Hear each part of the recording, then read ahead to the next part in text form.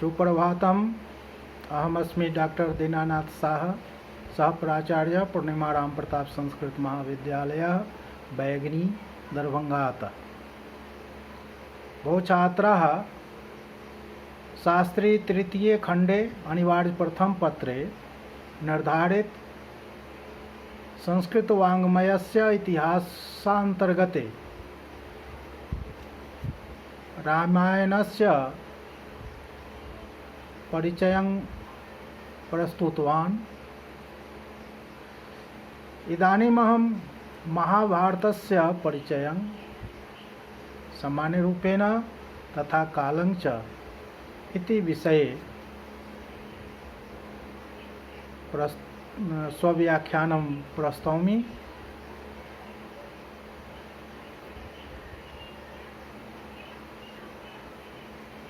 छात्रों, आप जानते हैं भारतीय संस्कृति के मूल लौकिक आधार ग्रंथ आदि काव्य के रूप में रामायण और ऐतिहासिक काव्य के रूप में महाभारत की प्रतिष्ठा है। रामायण की तरह ही महाभारत कृष्ण मुनि द्वैपायन वेद व्यास की वाणी का विमल प्रसाद और भारत तथा भारतीय जनता के सांस्कृतिक इतिहास के रूप में प्रस्तुत एक अलौकिक ग्रंथ है।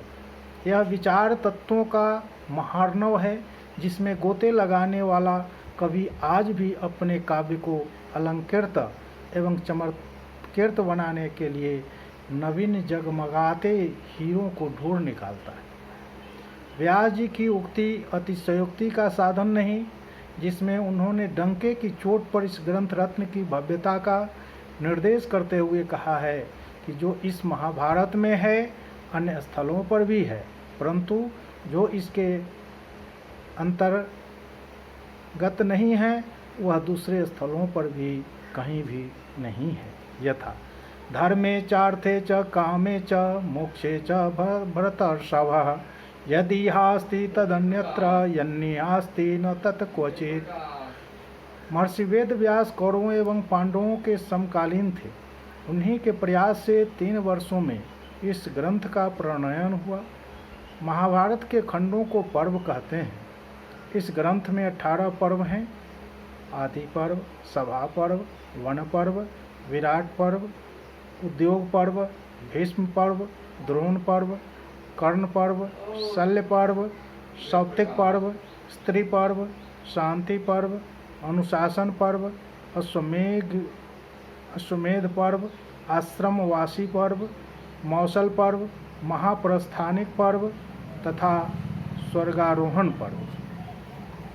इस महाभारत ग्रंथ का एक और भाग है जिसका नाम हरिवंश है। यह महाभारत के अभिन्न अंग के रूप में प्रख्यात है।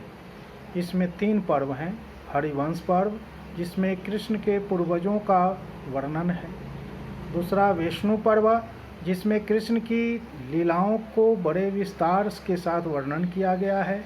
और तीसरा भविष्य पर्व, जिसमें कलयुग के प्रभाव का वर्णन है। 18 पर्वों के साथ साथ हरिवंश के परिशिष्टों के मिलने से महाभारत ग्रंथ के श्लोकों की संख्या करीब 1 लाख है।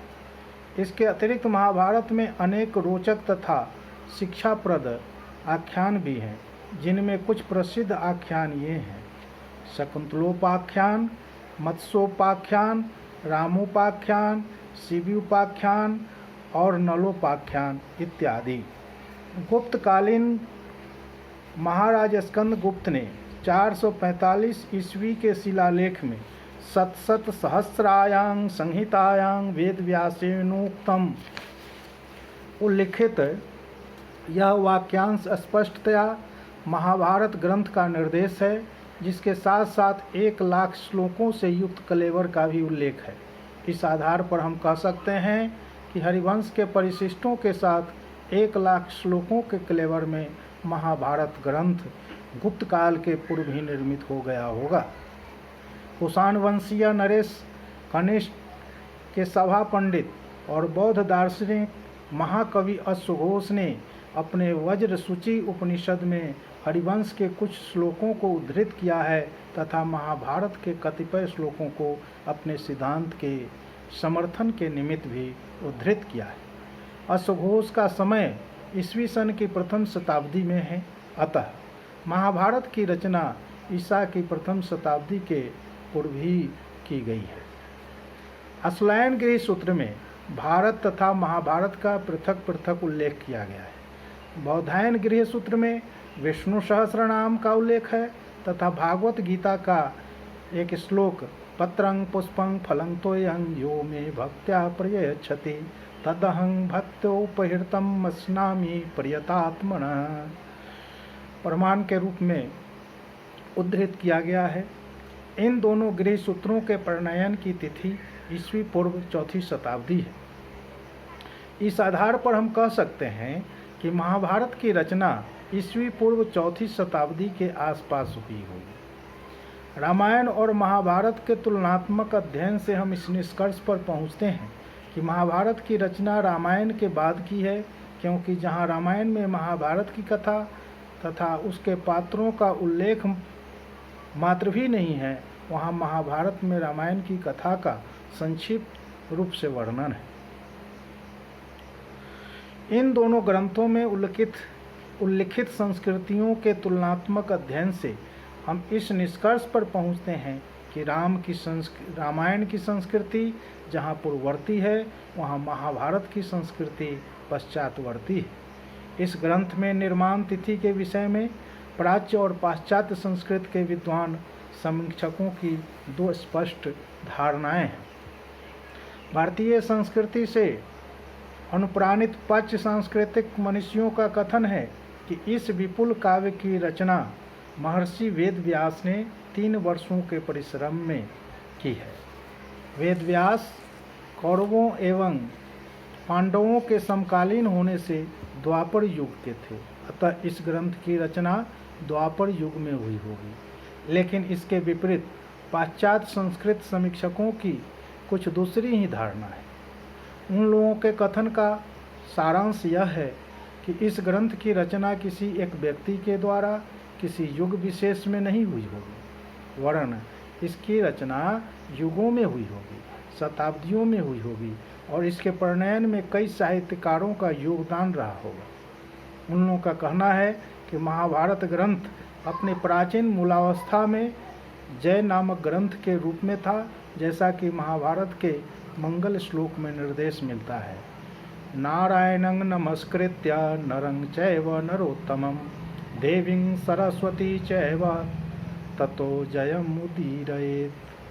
अर्थात यह ग्रंथ प्रारंभिक अवस्था में जय नामक ग्रंथ कौरवों के ऊपर पांडवों का विजय था।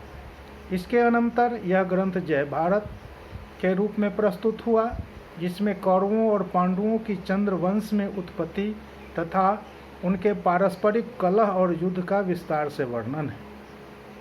इस कथा को वैशंपायन ने अर्जुन के प्रपौत्र जन्मे जैसे कहा था, ऐसा निर्देश हमें आधुनिक महाभारत में उपलब्ध होता है। इसके अनंतर महाभारत ग्रंथ की रचना हुई, अर्थात यही भारत ग्रंथ विविध आख्यानों उपाख्यानों के योग से महाभारत के रूप में हमारे सामने आया। इस तथ्य की बड़ी वैज्ञानिक मीमांसा भारतीय पुरातत्ववेता तथा संस्कृत साहित्य के मर्मज्ञ डॉक्टर सुकंथर ने की है। डॉक्टर सुकंथर का कहना है कि भारत ग्रंथ में भृगु वंशीय ऋषि शौनक की जिज्ञासा से जब भृगु वंशियों की कथा जोड़ दी गई, अर्थात ब्राह्मण संप्रदाय के विविध उपाख्यान उसमें संग्रहित कर दिए गए, तो भारत ग्रंथ महाभारत के रूप में परिवर्तित हो गए। यही महाभारत की रचना का क्रम है जो पाश्चात्य तथा उन्हीं के मत को मानने वाले भारतीय विद्वानों का भी मत है। तथ्य चाहे जो भी हो, हम उपर्युक्त विवेचना के आधार पर कह सकते हैं कि महाभारत ग्रंथ का प्रणयन रामायण के बाद अर्थात 600 ईस्वी पूर्व अवश्य हो गया होगा। इस प्रकार आपने महाभारत का परिचयात्मक जानकारी प्राप्त किया। पुनः आगे की कक्षा में रामायण और महाभारत का तुलनात्मक अध्ययन करेंगे। आज इन्हीं शब्दों के साथ अपनी वाणी को विराम देता हूँ। धन्यवाद।